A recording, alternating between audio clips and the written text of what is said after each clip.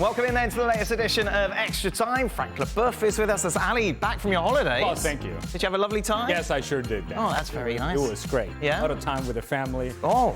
Yes, a lot of day trips. Oh. Yes. Anywhere exciting?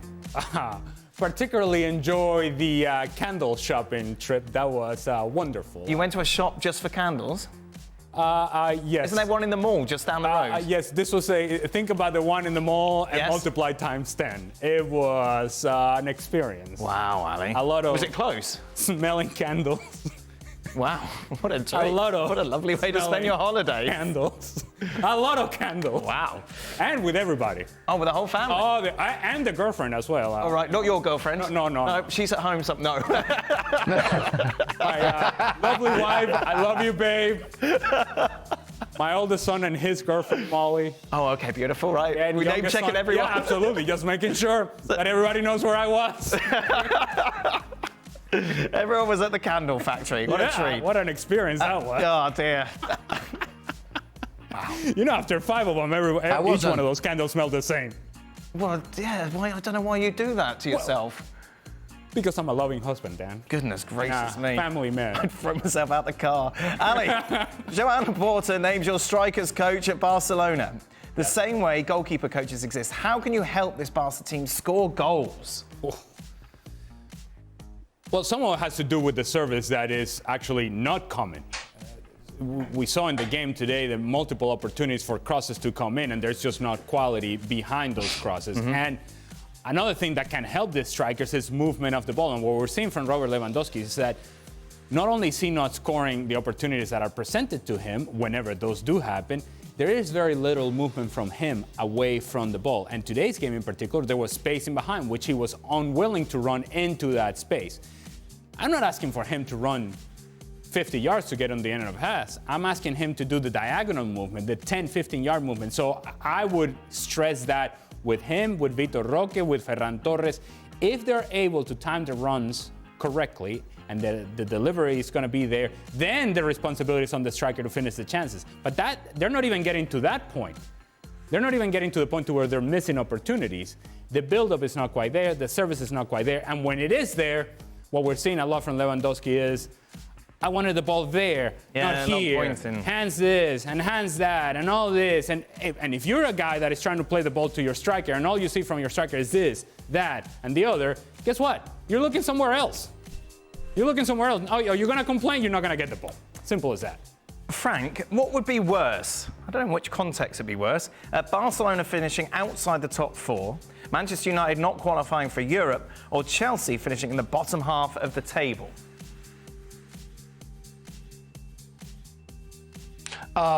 For Chelsea, it's not going to be worse because I think it's what they deserve right now, and they can't expect more than that. We all agree to name them a mid-table team right now, which is a shame for a club like Chelsea, but it is the reality of it. After winning the LALIGA, finishing out of the top 4, it's a bad result. Now, we say Manchester United not qualifying for Europe. What does it mean, qualifying for Europe? Champions League, Europa League, Conference League? I mean, they can even qualify for the Conference League. But we are talking about Manchester United. It's not, of course, enough. We were expecting the top 4 this season. I don't think it's not going to happen. I don't see the Europa League coming up as well because some other teams are better than them. So even if they go to the Conference League, that's a shame. That's a shame, and it's not the level of Manchester United. So for me, not having Manchester United in the first 6 or 7 in the Premier League is, of course, worse than Barcelona not finishing in the top 4. I think once again, Frank is wrong, as he has been quite a bit in the show so far. Because financially, Barcelona will be ruined. Absolutely. It's not so much about whatever the perception is from Barcelona. It's the fact that financially, they need, and I mean they require, in order to survive, in order to thrive as a club, they need to be, at the very least, in the top 4. Say that, Frank. No, I have to disagree. I mean, like 4 years ago or 3 years ago, somebody told me that they had 1.6 billion deficit. They don't care. They still buy players. Nobody said anything. They keep on buying players. So why they would stop next season? So they're gonna finish 5th in the league, and they're gonna buy like 5 or 6 players, and nobody's gonna say anything until this club completely collapse. But yeah, I think we still have some time before seeing that. We got to check Frank's sources, by the way. What's the that? random person that told me, hey, they're 1.6 billion in deficit. No, they are. No, Frank, I believe everything Frank tells me. Rumours swirling that Manchester City and really? Arsenal... swirling that Manchester City and Arsenal are both interested in Pedri. Any chance he leaves Barca for either club this summer, Ali? I don't think so. And you wouldn't buy him anyway. He's not No, fit. I don't think so. And part of what has been questioned about Pedri's game is his continuity, his fitness level, and his strength. And for all that I'm told about the Premier League time and time again in this panel and in this show, in order to play in the Premier League and the pace of the Premier League, you need that fitness level, you need strength, and you need to be on the field consistently. Pedri hasn't proven to be that. He's a fantastic talent. I love me some Pedri, but right now his priority's got to be getting back on the field. I don't know why you hate the Premier League so much. This is what I've been told. I don't. Well, you need some sort of anger, is What it? I've been told. That's all I've been told. You know what is nice? Do you know what is nice about Dan, Ali? That we all know that he will never change. We can change the year, but he will never change. Well, there we are. I don't know what's that's a good thing Here or a we bad. are. I don't Finally, think it the was a good truth. The thing. truth is coming out. Wow, all right. Of course not. Of Hey, did you course see not. Thiago Silva came out and said that he never wanted to play in the Premier League? Did you see those quotes from him? He said he never liked the Premier League. No, he did say that. It was never an attraction for him because of the style of play, which has only really changed since Pep has come in. I thought that was quite interesting from Thiago Silva. So why he came? Why he finally came? Well, because it's he changed doesn't more like it. now. He's saying it's more of it's more football than just hoofing it and heading it. That was what he was suggesting. That's why he was never attracted to play in England. I'm glad I brought that up. That's good. Good. Whatever. I thought Frank might react a little more interested. Anyway, No. good landing. No, that's fair enough. I bored myself asking it. Ali, good landing spot for Gio Reyna in La Liga. Sevilla, Real Sociedad, Betis, Villarreal. Villarreal be good. He plays in yellow. And it's a team that needs a player with the skill set of Gio Reyna. Real Sociedad, a team that likes to play in the attack and likes to have possession in the attacking half. Betis as well. It's a team that matches some of the things that he likes to do. Those three teams, yes. Don't go to Sevilla because right now that's a house on fire. You don't want to go there. And he hasn't proven to be good enough to be much higher than the teams that we just mentioned. And so Real Sociedad is a Champions League team. And so if you can actually find a spot there, which good luck with that, but if you can find a spot there, that would be a great place to go. Frank, is Youri Djokaeff the most underrated player of the 90s, given his excellent performances for clubs in France, Italy, Germany and England, and stellar international performances?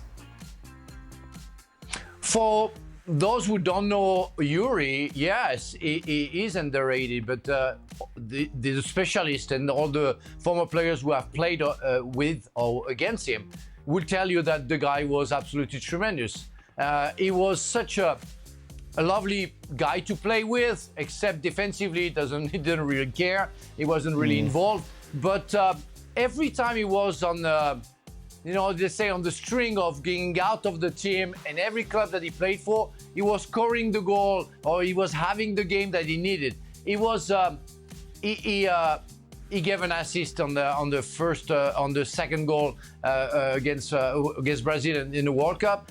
It was so important to Zinedine Zidane to work with him, and nobody who played with him would say that Youri Djokaeff is not a good player. So.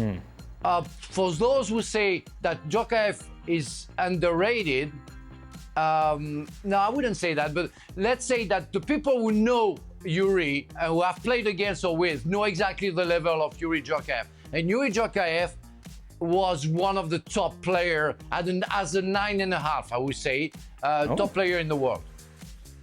And this is sort of a side note on Youri Djokaeff. As he came to Major League Soccer and he was playing with New York, I want to say it was the 2006 World Cup, in which apparently he had left the team in New York, a legend that had some personal issues and whatever the case may be.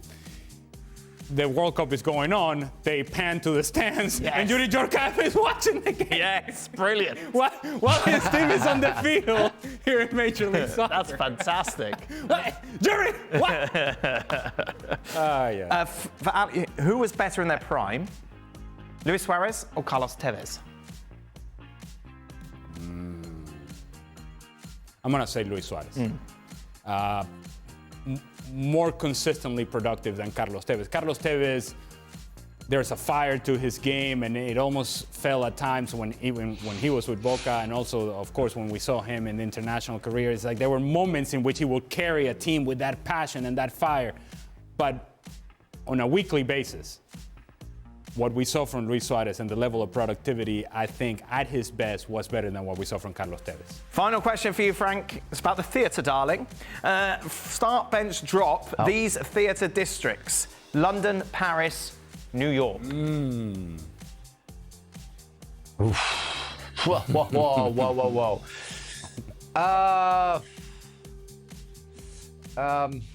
If you have to know if you discuss about Broadway or off Broadway in New York, which is Broadway. quite You different. think of theatre in New York, you think Broadway. Yeah. Broadway, okay. So I would put Broadway. I would put New York first for sure, because it's like worldwide. Then I put London after, and then I put Paris. Paris is it's like 750 performances per night, every night, but I have to say that 3/4 of them, you have to avoid them. You have to make sure you avoid them. And you have some qualities, and you have some nice things that you can see everywhere in Paris. And the thing is, with London and New York, you exactly know where to go in order to see that.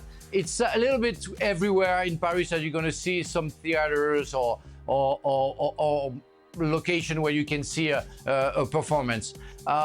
I love the Broadway feeling, and when I go on, what is the street in London where you have close to Regent Street, close to Piccadilly, that you must know, Dan? That street where you have all those theaters. It's absolutely beautiful. I like the Soho, atmosphere. is it Soho? I don't know. I don't know London very well.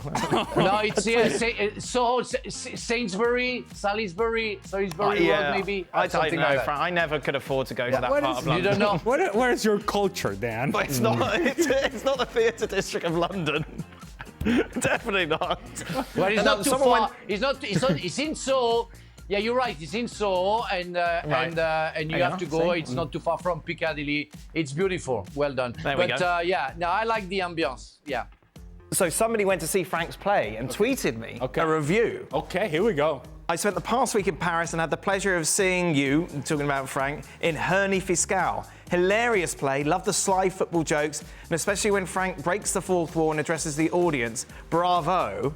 So then, I sent that to Frank. Yeah. And do you know what his reply was? What's that? Great, I deserve it. Yes. Thank you. Thank you. Well, you know what, Ali? Thank you. Yeah, you know, Ali, I always give to Dan what he wants. He knows, and I know he wants that from me. So, of course, that's a gift. Yeah. Always. It's a performance. I can't believe Frank is trying to pretend he's humble. Yes. Thank you. That is it. That brings us to the end of today's show. Thank you very much for watching. Shaftesbury Avenue. Is it, Frank? Is that what you were thinking of? There we are. Perfect. All right. That's it. Good job, Dan. What about Thiago Silva? That's the one. That's the one. We'll be back tomorrow. Yeah.